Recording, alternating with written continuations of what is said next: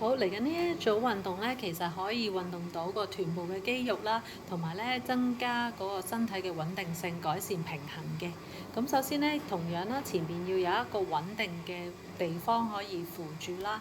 然後咧，我哋麻煩阿 Joyce 扶住前面嘅凳啦，然後一隻腳咧向後伸展，然後慢慢咧可以離地少少嘅，維持大約10下。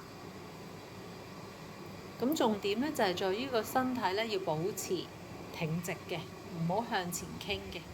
好，然後放翻低，翻翻原本。咁我哋再做另外一隻腳，同樣向後伸展啦。然後慢慢可以離地少少，